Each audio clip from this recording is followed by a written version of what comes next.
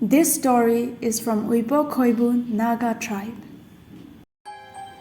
In the ages long forgotten, when the Uipo Koibu world was filled with magic, there existed Kathyems, people born with magic. One such Kathyem came from the Ronglo clan, and he possessed the extraordinary power to traverse both earthly and heavenly realms. His life was split between two worlds, as he took two wives, Koshyelsaang, an earthly woman, and Ngounu, his heavenly consort. One day, the powerful Kathyem fell gravely ill, and he was lying on his deathbed. Ngounu descended from the heavens to tend to him, joining Koshyelsaang in caring for their husband. However, being a celestial being, Ngounu and Koshyelsaang could neither see nor touch each other.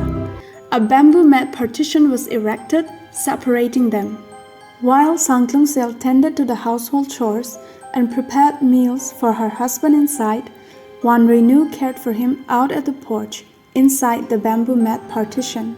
All that Koshyelsaang knew about Ngounu was the sound of musical anklet worn by Ngounu's child and the lullaby she often sang to the child. Time passed, and eventually Ngounu took her husband with her to the heavens. Koshyelsaang, left without her husband and without children, as she never lay with her husband, was now a grieving widow. One day, as Koshyelsaang sat sewing her black undergarments on her porch, lost in sorrow and softly humming songs of her husband, spiraling clouds descended from the heavens, encircling her. Soon after, Koshyelsaang found herself pregnant, even though she was a virgin, and when the time came, she gave birth to a beautiful and fair daughter named Ngounu, meaning fair lady. Ngounu was no ordinary child. From a young age, she displayed magical powers, and she was beloved by all who knew her.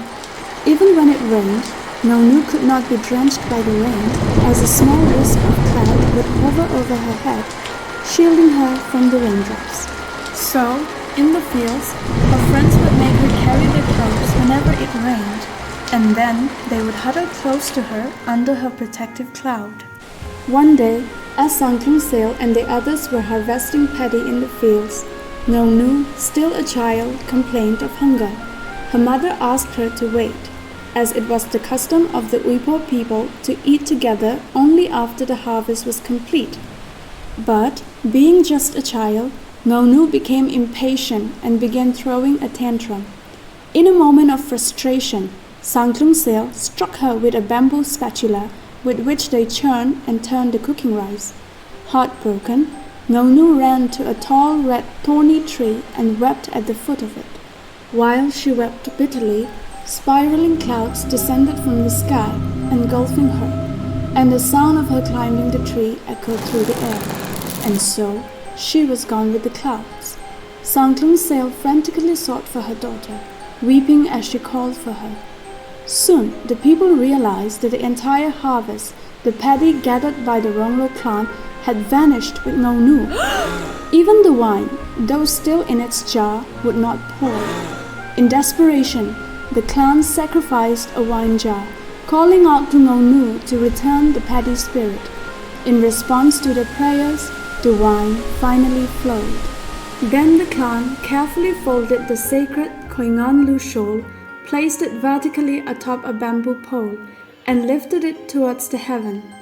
They sang out to Ngounu, asking her to return the paddy spirit. In response from the clouds, Ngounu sent down a gentle sprinkle of paddy and rain. Paddy once again flourished in the fields of the Ronglo clan after that. From that day on, whenever rain or thunder occurs during a Ronglo harvest, it is seen as a sign of an abundant yield. However, because of the ordeal and the heartbreak it caused Ngounu, it has been passed down through generations never to strike anyone with a kitchenware.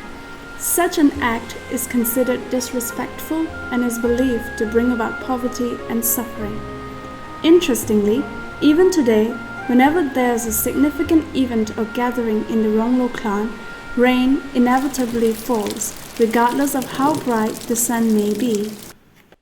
Lão nung chu o control kan pai de sang oro che knel pai ta sang oro bu song knel pai ta sang oro lang ta